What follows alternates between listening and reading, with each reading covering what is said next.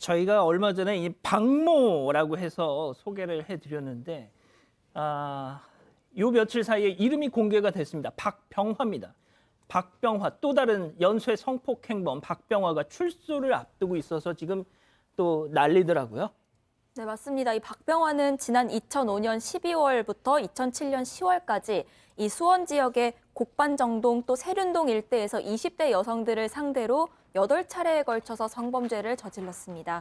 이 박 씨는요, 원룸 밀집 지역을 찾아다녔습니다. 그래서 귀가 중인 여성을 뒤따라가거나 혹은 혼자 있는 여성의 집에 침입해서 이 성범죄를 저지르고 또 금품도 훔쳐서 달아났습니다. 특히 2007년 9월에는요, 닷새 간격으로 성범죄를 저질러서 이 혼자 사는 여성들을 두려움에 떨게 만들기도 했습니다.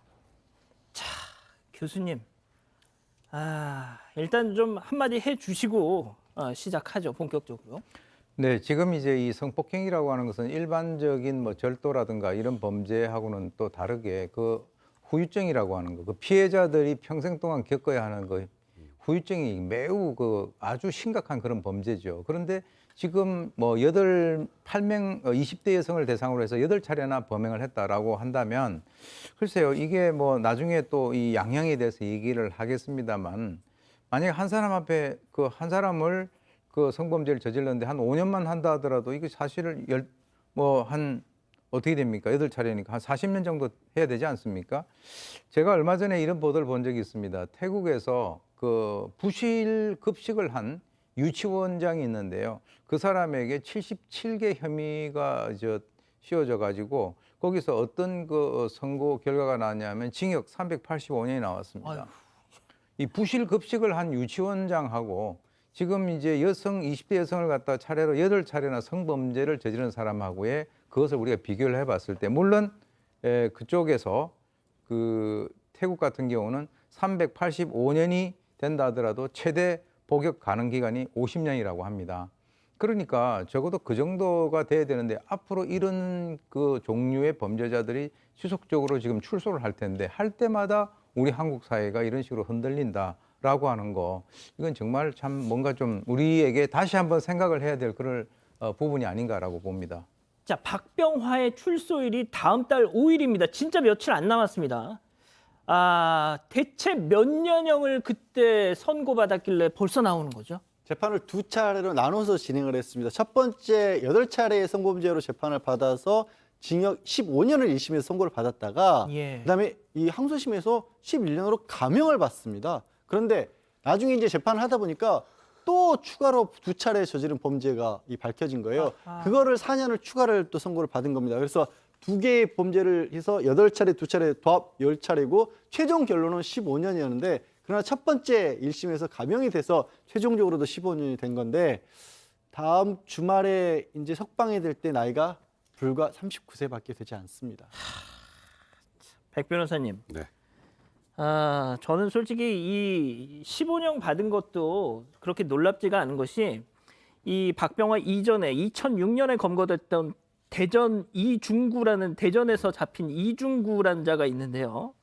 연쇄 성범죄자인데 무려 피해자가 184명입니다.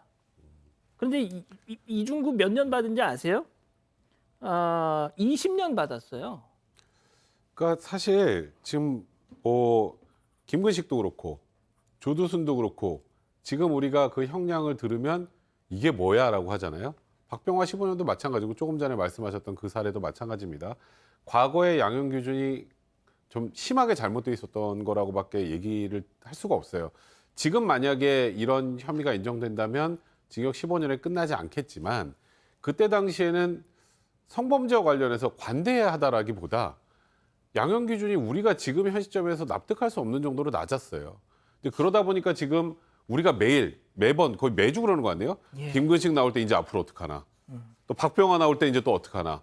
김근식 나올 때 그때 의정부에서 전부 다 안 된다고 막아서겠다는 얘기가 나오지 않았을까. 물론 다른 혐의로 추가 구속이 됐지만 그럼 또 이제 박병화가 또 어디로 가면 또 거기 또 다 나와서 막아야 되는 겁니까? 조금 전에 오 교수님 말씀하셨던 것처럼 앞으로 이런 연쇄성범죄자들이 이렇게 차례차례 출소할 때마다 이런 일을 겪어야 되는데 그러면 그 이후에 이런 일이 벌어지고 나면 앞으로 어떻게 사회를 보호할 것인지에 대해서 좀 더 구체적인 안이 좀 나와야 될 것 같습니다.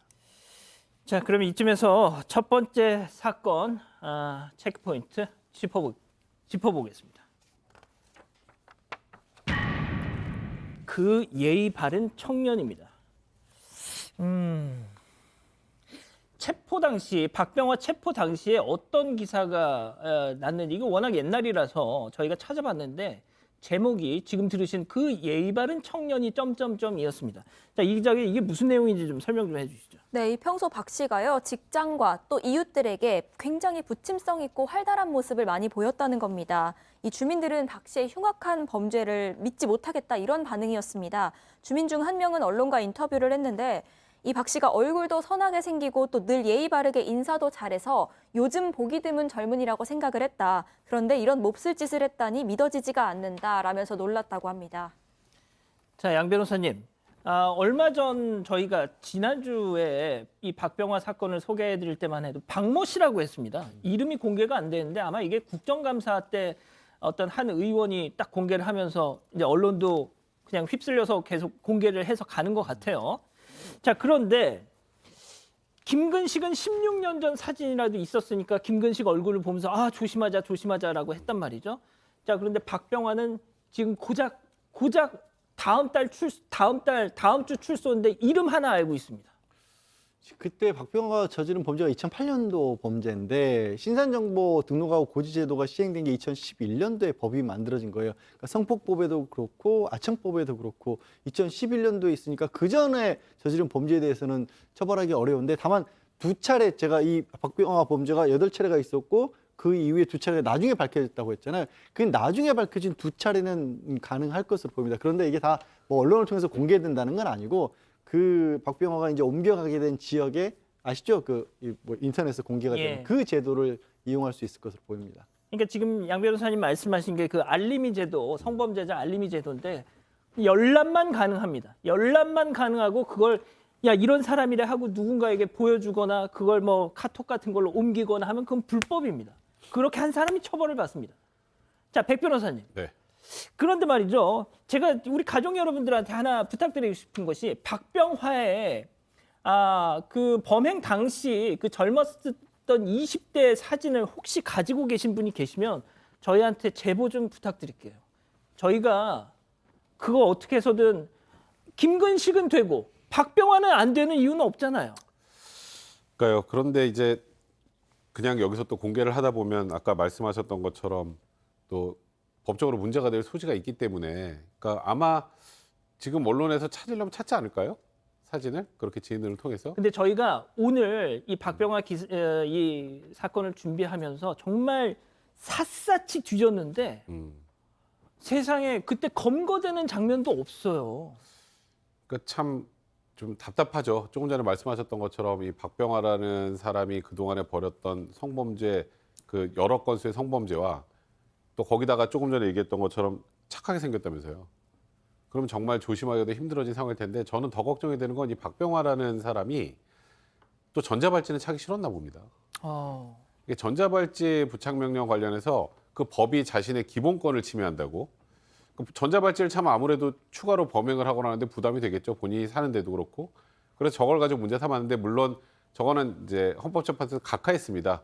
아니 이건 법 가지고 기본권 침해하는 게 아니고 검사가 청구하고 법원이 판단하는 거니까 그거는 그 재판 절차 안에서 본인의 그 여부, 그러니까 부당하다는 여부를 밝혀야지 그걸 난데없이 법을 가지고 우리 헌법재판소로 오느냐 해서 각하하긴 했는데 저런 걸 문제 삼는다는 건 본인의 범죄에 대한 반성도 하지 않는 것이고 나와서도 자유롭게 살고 싶다는 의지 아니겠습니까? 예. 저런 부분들 때문에 사실 더 걱정이 되는 것도 사실입니다.